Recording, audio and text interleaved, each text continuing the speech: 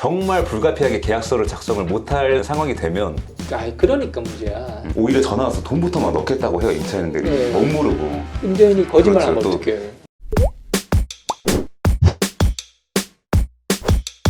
바카 오늘은 일반인들이 궁금해할 만한 부동산 구두계약. 구두계약이 실제로 법적인 효력이 있나요? 효력이 예, 있죠. 예, 당연히 이제 효력이 계약이니까. 구두계약 당연히 효력이 있는데 예.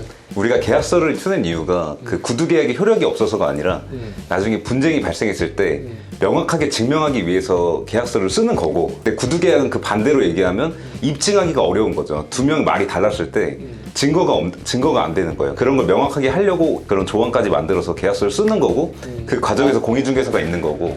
그러니까 요즘은 근데 구두계약 같은 거 많이 하는 케이스가 새로운 시장이 생긴 게 있는데, 전세 대출이 되는 집이 있고 전세 대출이 안 되는 집이 있어요. 전세 대출이 되는 집이 엄청 빨리 나가거든요. 근데 그런 집들은 그러면 오히려 전화 와서 돈부터 막 넣겠다고 해요. 임차인들이 네. 멋모르고. 그런 게 사실 위험한 거고, 근데 그런 식으로 구두계약 엄청 많이 해요. 나중에 막 입주할 때 계약서 쓴다거나 이런 거 많아요. 진짜 많아요. 그래서 비슷한 사례를 네. 제가 가지고 왔어요. 아, 그런가요? 잘 얘기했네. 중개사와 집을 보고 세입자가 집이 너무 마음에 들었어요. 그래서 집주인한테 이제 집에 들어가겠다고 이야기를 하고 구두로 계약을 한 거죠. 계약금을 이제 입금을 하고 계약서는 아직 작성을 안 한 상태였는데, 갑자기 이제 집주인이 단순 변심으로 인해 가지고 계약 못하겠다, 계약금 돌려주겠다, 계좌번호 알려달라 라는 식으로 진행을 했는데, 계약금만 돌려받는 게 맞는지 보상금을 요구할 수 있는지. 사실상 구두 계약인 거죠. 그렇지, 예. 그렇지. 임대인이 계약 깨고 싶은 거니까 배액 상환을 그렇지. 하셔야 되는 네. 거지. 그게 원칙인데. 그러니까 원칙대로 어, 하면 어. 사실 답은 명확하게 나와 있는데 손해배상을 해줘야 되는 게 맞고, 그러니까 매도인이 배액을, 그러니까 계약금 플러스 이제 곱하기 2를 줘야 되는 게 맞는데, 현실적으로 그렇게 하기 어려운 부분이 많을 것 같고. 맞아요. 중개사마저 없이 쌍방계약으로 만약에 이루어졌다 그러면 임대인이 거짓말하면 그렇죠. 또 어떡해요? 이런 경우에 사실 만약에 중개인 안 껴있는 경우라 그러면 주인분들이 이런 말 많이 해요. 아, 계약서 안 썼으니까 계약된 거 아니야 이러면은 그 세입자들은 잘 모르니까 그럴 수 있는데, 계약의 성립이 언제 되냐면 그 청약자가 그 효충님 우리 뭐뭐 할래요? 하고 효충님이 그래 하면 이때 계약이 성립이 되는 거예요. 이때 성립이 되는 거예요 이미. 계약서 쓰지 않아도. 쓰지 않아도. 그러니까 사실상 효력은 아예 똑같은 건데 입증의 차이가 있는 것뿐이에요. 입증에 효력이 뭐 계약서를 썼다고 더 효력이 있고 말로 했다고 효력이 없는 거 절대 아니고 입증에 대한 문제이기 그렇죠. 때문에 임차인이 만약에 똑똑했으면 그 주인한테 강하게 얘기할 수 있고, 주인도 뭐야 그래? 뭐 그런 게 있어? 이러면서 그 서로 타협점이 아마 찾을 거예요.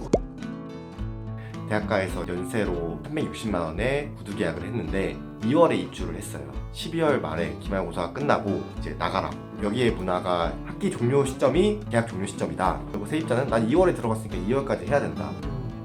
그러니까 문제야. 그러니까 구두 계약하면 안 되는 거지. 그렇죠. 사실상 메모지에다 적더라도, 아니면 뭐 문자 메시지로 언제부터 언제까지 어떻게 하는 거를 얼마나 최소한. 하겠다 보내고 그렇죠. 네 알겠습니다 이렇게 답신을 받든가, 그게 좋았을 텐데. 연세 그러면 보통 1년이라고 상식적으로 생각할 것 같은데. 거기 있는 이제 원룸촌 집주인들은 그게 문화가 돼버린 거죠. 지금 이 문제가 분명히 애매한 문제인 건 맞지만 이 금액적인 것 때문에 애매한 거고, 이 임대차 기간에 대한 보호를 못 받는 거는 전혀 없어요. 그러니까 임차인이 만약에 지금 더 살고 싶다 그러면 1년이 아니라 2년까지는 무조건 임차인은 그 최소 임대 기간을 보장받을 수 있게 돼 있어요. 근데 여기 임차인은 지금 문제가 있는 게, 살고 싶은 게 문제가 아니라 지금 어차피 그 나머지 2달은 더 살 건데 그 2달치를 돈을 내고 살 거냐, 아니면 지금 기존에 낸 돈으로 그냥 나머지 2달을 더 살 거냐, 이걸 가지고 지금 주인하고 싸우는 그렇죠. 꼴인 거죠. 근데 저도 이거 이 지방에 있는 원룸촌 같은 데 보면서 공인중개사 입회하지 않고 계약서 쓰는 게 좀 불가피하긴 한 게, 중개 수수료를 내면 거의 한 달치 월세를 내는 꼴이 돼요. 근데 무조건 이 수수료를 낮추라 그러면 좀 싫어할 수도 있겠지만, 그러니까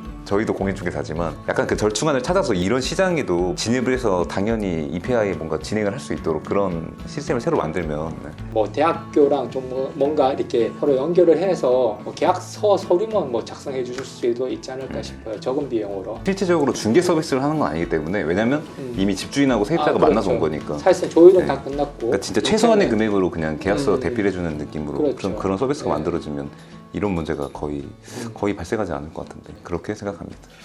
오늘의 결론을 내리자면 그 구두 계약으로 한 계약도 효력이 있는 건 똑같은데, 나중에 분쟁이 발생했을 때 입증이 어려울 수 있고, 웬만하면 계약서를 정식으로 작성하는 게 좋고, 정말 불가피하게 계약서를 작성을 못할 상황이 되면 최소한 문자라든지 근거를 남겨서 분쟁을 최소화하자라는 게 오늘의 결론입니다. 맞습니다. 구두 계약에 대해서 알아봤는데요. 아무튼 구두 계약 하지 마시고 서류 계약 꼭 하시길 바라겠습니다. 이상으로 마치겠습니다. 박대박의 박효중. 박태양입니다. 네, 고맙습니다. 안녕.